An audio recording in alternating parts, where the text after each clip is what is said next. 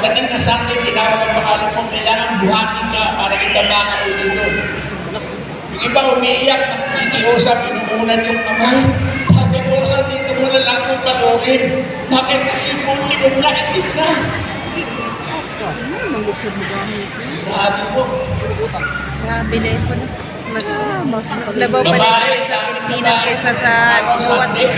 Naaraman sa sulod sa kulungan. Masahod ka sa laya. Kaya kung sinabing masahod ka sa laya, kasi sa laya, may huli ka. Di ba? Ito, paano ka mahuhuli? Hello? Paano ka mahuhuli sa kulungan? Nakakulong ka nga eh. Kaya ko nakahuli-huli. Diba? Pati guwarda kasama namin gumamit. May guwarda rin sabi na itsura. Oo, siyempre. Mas pati ko pa sa akin. Kapayag ng guwarda, tulak ko babaksak.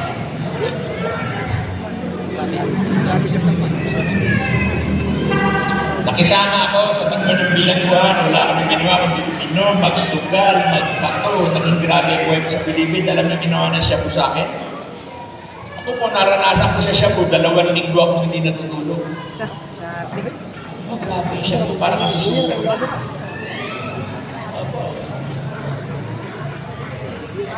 Tao nga, lasing na, hindi na makatayo sa kalasingan, ipahigumin mo siya, 2 higop lang. Isip na naman siya. Opo, totoo yun. 3 Malboro ako araw-araw. Hindi na makita ko yung sarili ko sa lamin ng payat ko. Naranasan ko tulong, 2 linggo po ako hindi natutulog. Naging worse ng buhay ko sa Pilipin. At totoo po yung salita ng Panginoon Diyos, mga kapatid. Totoo po. Kung may Bible kayo, magka-Bible, basahin niyo po. Sabi sa Mateo 11:28, kung lubha ka ng napapagal, nabibigatan ka na sa iyong mga pasanin, ibigay mo na sa akin yan, bibigyan kita ng kapahingahan. Sabi ko, no? Kasi nung mapagod ako at makita ko yung sarili ko sa salamin, ang payat ko, umiyak ako. Una, humingi ng tawad sa Panginoon, patawarin mo ako, Lord. Kung nawalan ako ng paniniwala sa inyo, pero inaamin ko, hindi ko na po kaya. Tulungan mo po ako, alisin mo po ako sa vision na ito. Kasi Lord, nakikita ang laman ng puso ng bawat isa sa atin.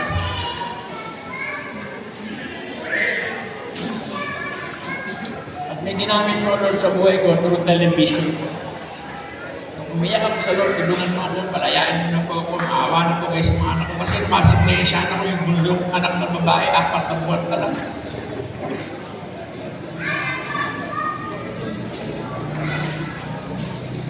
Tapos isang umaga, pagbukas ko ng TV ko, nagtutupi ako ng damit, parang na ba? Binuksan ko yung TV ko, hindi ko naman siya pinapansin muna eh. Basta binuksan ko lang na gano'n. Abot ko kasi, tapos nagtutupi na ako ng damit na gano'n. Ako'y patingin-tingin lang sa TV. May nangangaral. Nakita ko po doon si Brother Eddie Villanueva po ng GIL. Nag-share po siya ng gospel. Oo. Habang nag-share siya, tingin lang ko lang tingin sa TV. Lahat ng sinasabi niya, parang ako. Kaya nag-chismis lang po sa kanila. Parang kilala niya ako, lahat ng sinasabi niya, eksakto naman sa akin.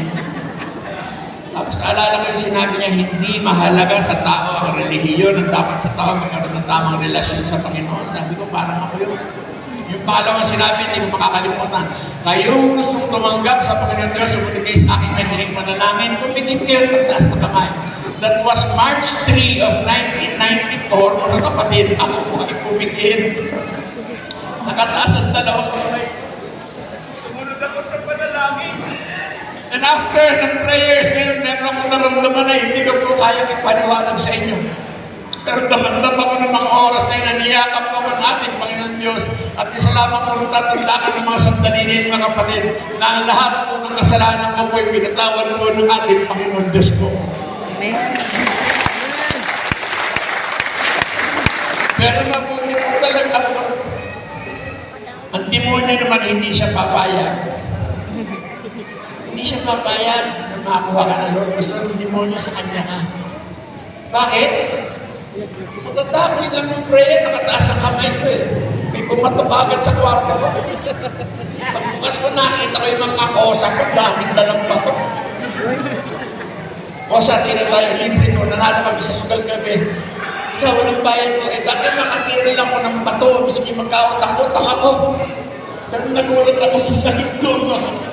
Alam ko ang Diyos ang tumulong sa akin. Nagulat yung mga kakosa ko, hindi ako natakaw. Sabi ko, tsaka na, sabi ko. Ako'y maglilinis ng kwarto, maglilinis ng gamit, gagawa ng sulat sa tatay, mamamalansya ko lahat ng klase ng mamamaraan sa tulog ko ng Panginoon Diyos. Ako. Amen. At doon ako, hindi na kayo sa mga sama ko, kung na po inumpisa, hawakan ko at basahin ko ang mga aklat. Kung nakahawakan ng Bible, hindi ako maniyak dahil wala ka lang sa Bible. Hiningi ko kay Lord, hiningi ko kay Lord. Ako, hawak ng Bible, wala kang alam. Sabi ko sa Lord, wala ka lang dito. Tulungan mo ako, Panginoon, bigyan mo ng tamang mababasa ko dito. Hingin mo kay Lord, hingin ni Lord. Sinabi ko, wala ka lang dito. Nung una ko pong sa Bible, yung magandang balita, Biblia ko rin, asin po yung Tagalog, yung kapal. Pagbukas ko ng Bible, hindi ko siya nilipat-lipat. Isang pihit lang at mo, dire-diretso yung bata ko sa John 1:12. Na kayong mga nanalig at tumugap sa akin ay pagkakalooban ko ng karapatang maging anak ng Diyos.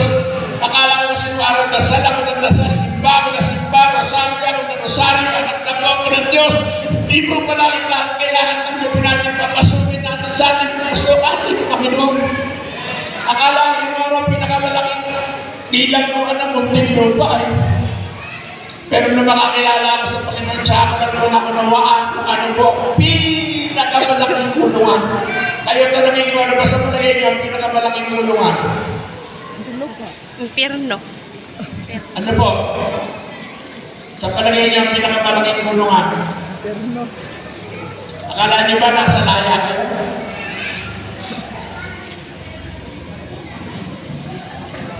Yung nakakaabot dito sa tinig ko, yung nakakarinig sa akin. Akala niyo ba nasa laya kayo?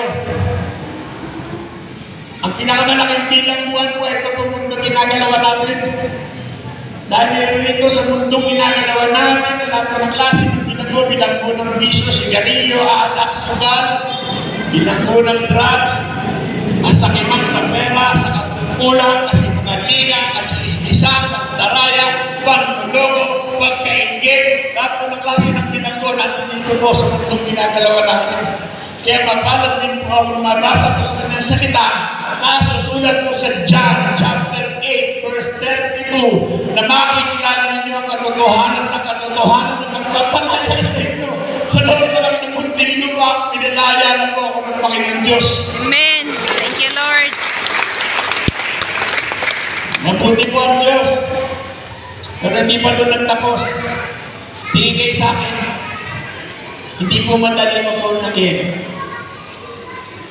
Hindi ko pwede sabihin pag na-born again ka na wala nang problema.